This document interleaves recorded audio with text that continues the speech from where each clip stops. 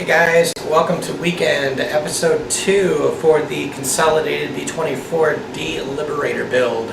Again, this is a memorial build for my 2 times great uncle Walter Edward Strong, who was a gunner on this plane during 1944 in the height of the Ploiesti raids in Romania, which basically was the main target of the oil fields of Nazi German military. So I'll go ahead and show you something really cool here called a Cockpit 360. You can see right here on the computer is actually a view of the cockpit, and they even show other parts of the plane as well with the use of a 360 camera. So you get to do a whole view as if you're there, kind of in a way, in a virtual realm. Really spectacular, really amazing stuff. And we're going to be using this as a tool for the cockpit and nose section as I go to install the photo etch, do a lot of the painting and stuff that is going to be happening to. I'll go ahead and show you the figures real quick. I actually had shared them on Modeling World War II, which is a Facebook community, and there is spectacular talent there. So if any of you are also World War II modelers, definitely check that group out. It's a closed group, so make sure to make a request. And very, very cool crowd there. There's no rivet counters, and they understand that there's a lot of people out there who are on a budget and that might not have the exact color available to them. So overall, they're very welcoming, and it's a fun community to be a part of. Anyways, let's go ahead. Okay, so we are now looking at the 3 airmen that I painted up for the cockpit and nose section. This right here is the co-pilot, and then here is the main pilot, and we have our bombardier that sits in the nose section. What I did is I started from the top of the head and worked my way down. I started off with desert yellow to paint all of the leather, and then I used aluminum to paint the goggles, and then I went back in on the center parts where the lenses would be, and I just put more of the desert yellow there so it would make the illusion of being transparent. Then I went in and I painted leather for the boots and also the gloves, and then dark gray for their air masks, and camouflage gray for the wool sections. And you could, if you take a close look, you can see it on the brim just below the goggles and stuff, and I did it there. I also used skin tone for their faces and went back in with the color leather just to kind of shade in and give the eye area kind of some characteristics so it looks more realistic. These are at 1/48 scale, so they are pretty small, so to actually paint eyes with the whites and all that stuff is going to be rather difficult, and I am not that advanced. I know that there's people in Japan that can do some crazy stuff like that, but I just don't have that steady of a hand. Anyways, so I think, considering that this is the very first time I've ever done figures like this, that they turned out beautifully. You'll also notice too that their coloration is pretty dulled down. They look more weathered, like how they would at war. And what I did is I actually used Pan Pastel brand ultra fine soft pastels to do the shading on it, and I used Payne's Gray to go on and dab everything a whole ton on them and blew them off, and then redid it more and more and more until I got the shading the way I liked it. And of course it toned down the camouflage gray, and it accentuated the wool pattern and everything, so you actually really get that lively look to them. Then after I did that, I went over with Valspar primer for plastic, which is completely clear, so it works as a protective clear coat, and it mist extremely fine, almost like an airbrush, so it does a fantastic job of that. I was told to actually use Tester's lacquer to finalize the coat. So I am actually planning on going out and getting that. It's a flat matte lacquer by Testors. I believe his name was David Wheeler, who gave me the suggestion. Said that that would make them look completely real and it would get rid of any of the shininess and just make them pop. So I'm most likely going to follow. Okay, so now we are looking at my laptop, and this is all pretty spectacular. This is actually inside Strawberry Bitch, which is also a B-24D Liberator, and was also used in the Mediterranean theater as a bomber, and is one of the very few that have been preserved. So we're very, very lucky to have this plane because it has the proper interior colors of the Mediterranean theater. So this is absolutely spectacular for the build that I need to do. Let's go ahead and start just dragging around, and you can really see all of the details of the cockpit section. You can see the colors vibrantly because they're really awesome, and they put LED lighting throughout the entire interior of the Strawberry Bitch, so everything is natural. It's the natural white light that they're using. So all these colors that you're seeing are actually accurate. So from what it looks to me is right in this part, it looks like it's cockpit green on this under part here. And then we are going into khaki for this part of the cushions and stuff. And then this looks like it's going to be a desert yellow, as a matter of fact, for this part. And then up here, you'll notice that this right here is flat black, but then this section is actually black green. So, or green black, black green, whatever. It's it's just pretty much the same thing, I think. And then of course up here on some of the other controls is black. You have to take a look at. So then you have your red here, and then the yellow outlines, and of course you got the black yolks here.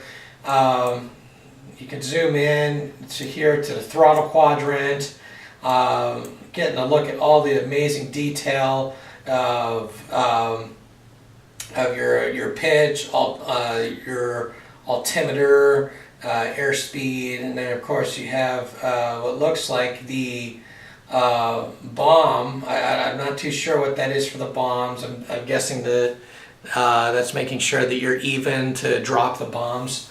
And then of course your climb, and then flat positions, manifold pressures, and then this is the rotations per minute for the propellers. You have engine 1, engine 2, engine 3, and engine 4. Fuel pressure for each of the engines, again 1, 2, 3, and 4. Oil pressure down here, separate gauges for those as well, 1, 2, 3, and 4. I guess you at this point you can either tell that I either have some kind of aviation experience from someone in the family, or I like to play Flight Simulator a lot. Well, not recently, but I used to a lot. So that's kind of where I learned a lot of the basics of what each of these instruments are. Of course, this is to, I forget the name of that one. This is actually to tell what your horizon is. That's what those are from back then. So this is the artificial horizon. Oh, actually that is what that's called, isn't it? Anyways, but yeah, so you get to see all these really cool throttles and stuff. Of course, you got the supercharger, and then it says the throttle here. And I'm taking it that this is the fuel mixture on the right side. Everything in these planes is manual, so it's really cool. And of course, this right here, we are looking at pitch, and then we are looking at our I think it's called yaw, and that's where it is either going to the port or starboard side, or not, excuse me, no, I'm wrong about that. The yaw is actually if you're going to be using the rudder to either point to the left or to the right as you're flying straight. And that's usually used in like crosswinds and stuff like that. So excuse me if I am making some of these incorrect. I'm trying my best here. It's been a while since I've done any of the flight simulator stuff. So yeah, really fascinating just how much you get to look at with all the detail. Looks like we have an emergency extinguisher here. Of course, the gear up, flap up, and a lot of these are marked II, which is helpful because it tells you what they are. Some of these things I'm just kind of taking a guess at based on where they're located at in the cockpit. Of course, you have the communications here, and just lots of really cool stuff. There are oxygen tanks, which is a bright yellow, and you get to look at the radio slash navigator's desk, which is really neat.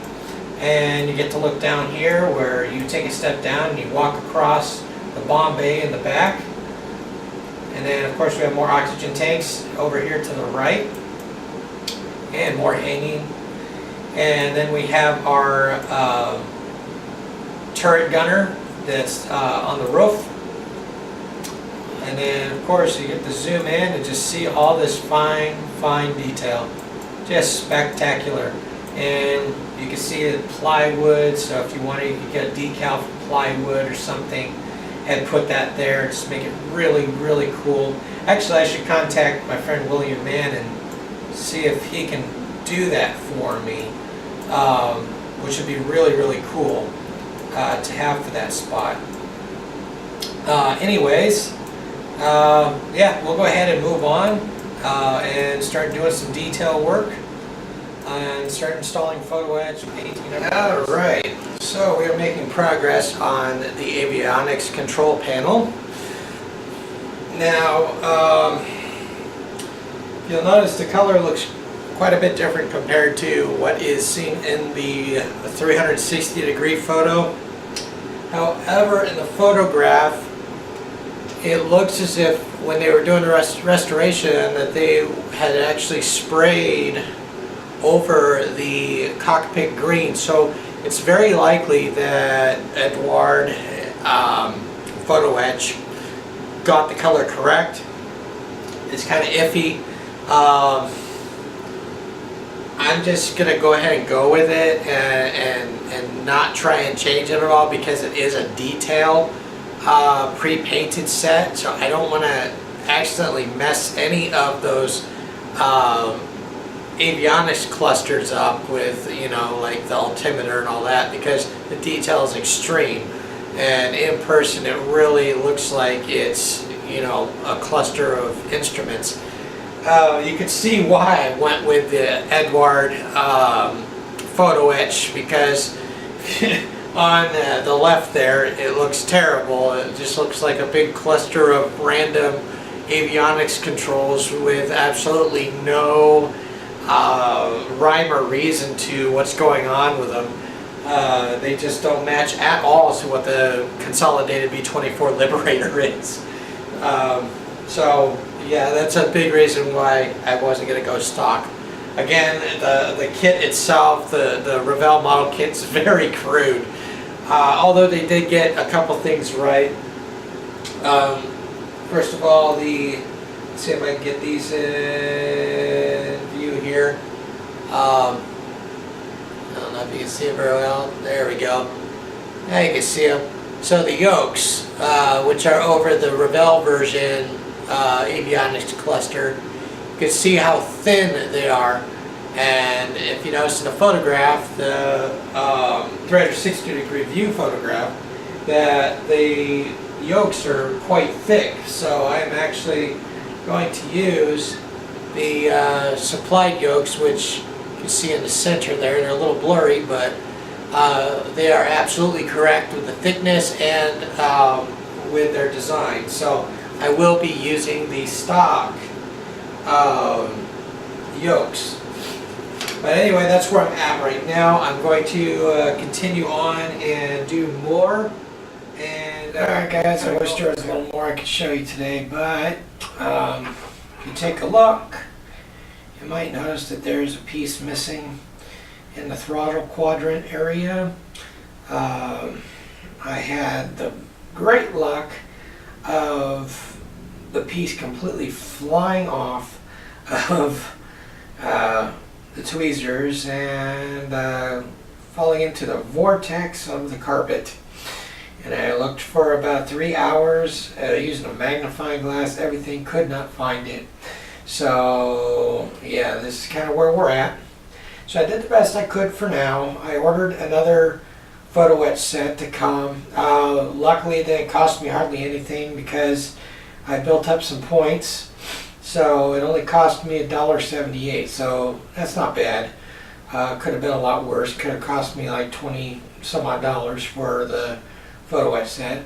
So as you can see, I think it's coming out really well so far, and I just love how it's starting to tell a story with the pilots and everything in there. Of course, we have our bombardier, who seems a little depressed at the moment because you know, he doesn't have his section done yet, but I'll take care of that as soon as I'm done with the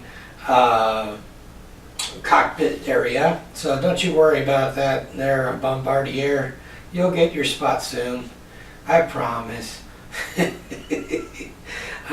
So go ahead and shoot on down here to the aviation console and just show you that one last time. So that came out beautifully. You can see how all the details came out as I wanted them to. Very happy with how it turned out, so I'll be adding that in as well. I can't do anything with this until I get the throttle quadrant console installed, so that's going to be on the next episode. I do apologize that this episode wasn't much longer, but you know, things happen, and I'm not about ready to take any chances on building up around it, and then all of a sudden I can't install install the throttle console. So it's just best to stop here and wait till the photo etch comes in and then start up again. So anyway, I hope everybody's doing well, and I'll talk to y'all later. Bye.